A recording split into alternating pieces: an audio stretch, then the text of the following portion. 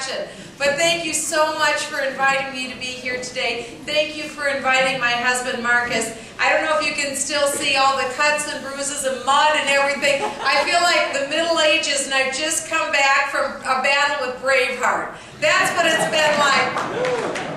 We may have lost the battle, but how many of you are with me that we have signed up to win the war?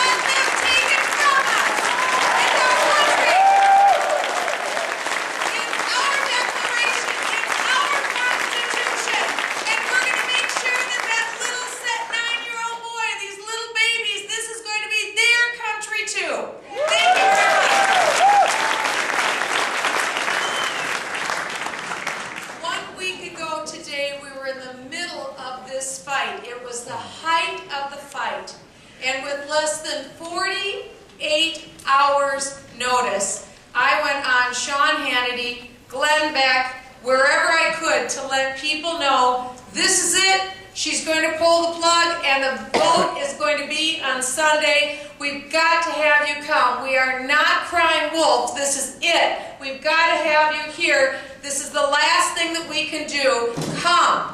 And in less than 48 hours notice, over 30,000 people came to the West Lawn of the Capitol.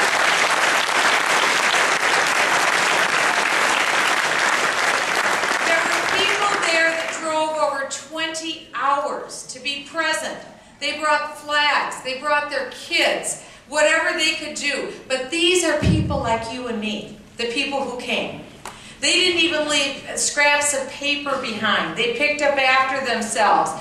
What you heard this week was nothing more than a smear campaign against God-fearing, freedom-loving, decent Americans. That's what you heard.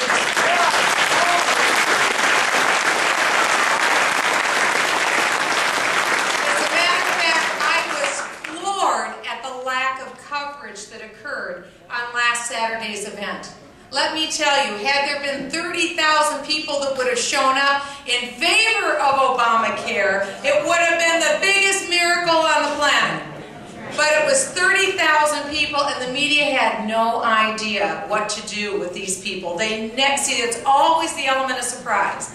They pull the plug at the last minute, decide at the last minute when they're going to vote, and don't allow the bill to come out because they don't want, it isn't that they care about the Democrat members of Congress reading it, because they know that in all likelihood they're not terribly motivated, but they don't want you reading the bill. That's what it is. Because they know once it goes up online, you are so sophisticated, you are so on it, you actually read the bill, and then you call your phone for your member of Congress and you let them know what you think. See, they're afraid of you because you know too much. You know too much. And that's why we are winning back Washington, because you know so much. And it's already started.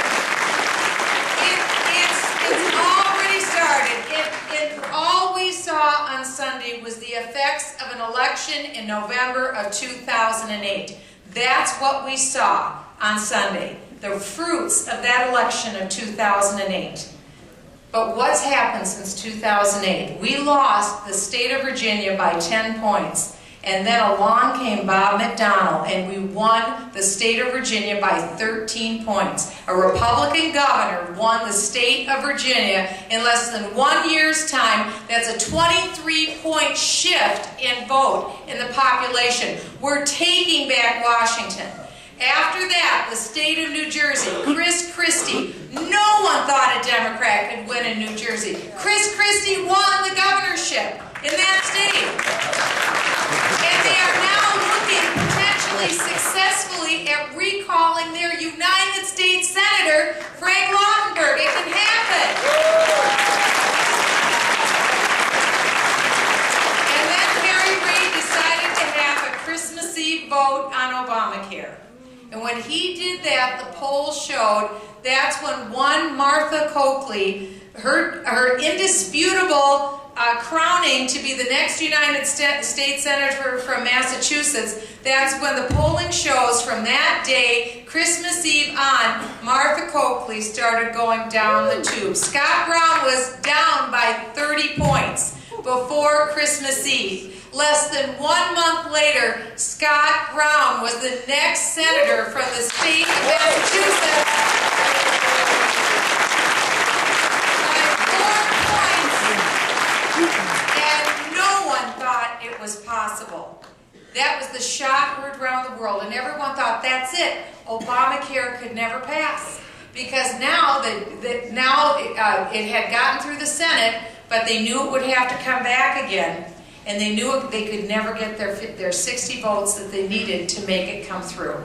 But then you saw they decided rules, schmools. Who needs rules? We can pass bills without voting on them. Did you hear about that? Yeah. Slaughter the House rule. That's what I call that, baby. You're going to slaughter the House rules. Do you honestly think we're going to put up with that? No. We're Americans. What do you think we are? We read our Constitution.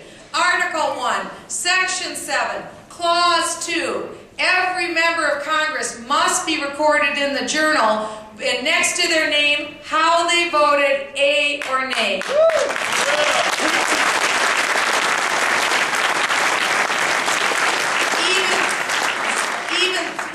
This is how clueless they were. Even 3 days before this historic vote in the House of Representatives, President Obama was still saying he stood by the slaughter of the House rules. They were misreading the public. The public was absolutely melting the phone lines. 100,000 phone calls an hour were coming into Washington, D.C.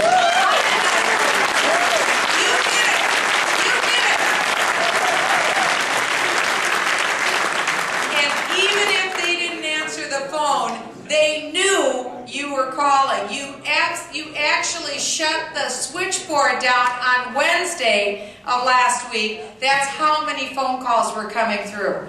The phone calls, the faxes, the emails, the staffs couldn't keep up with them. And then people came. 30,000 people came. And then it was stated by some Democrat members of Congress that when they walked past some of the people who were there demonstrating on Obamacare, I know where they were walking. They were walking from the Longworth and Cannon building across Independence Avenue to get to the Capitol. I walked through there myself several times last Saturday and last Sunday. And I will tell you, no member of Congress walked through that gauntlet without having a TV camera, some sort of recording device, still cameras. They were absolutely everywhere. One of my colleagues said that someone shouted the N-word at him 15 times.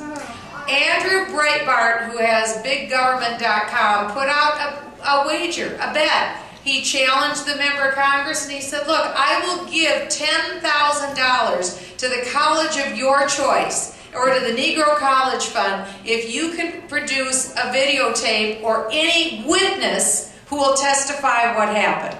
Not one person came forward. He said, okay, let's just assume somehow no one recorded it. If you will submit yourself to a polygraph, I will give $10,000 to the college of your choice. No one took him up on it.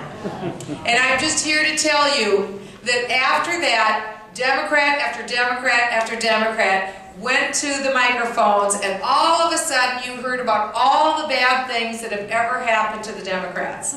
Until you heard from Eric Cantor, who is Jewish, who is the whip member of Congress, who had a bullet go through his campaign window down in his office and said, really? You're going to play that game? Let me tell you what happens to me. Let me tell you what happened to me in my last election. We had people come and vandalize our home in the last election. When I had run for office one time, I was involved. The question came, where do I stand on marriage? I want to make it perfectly clear. One man, one woman. That's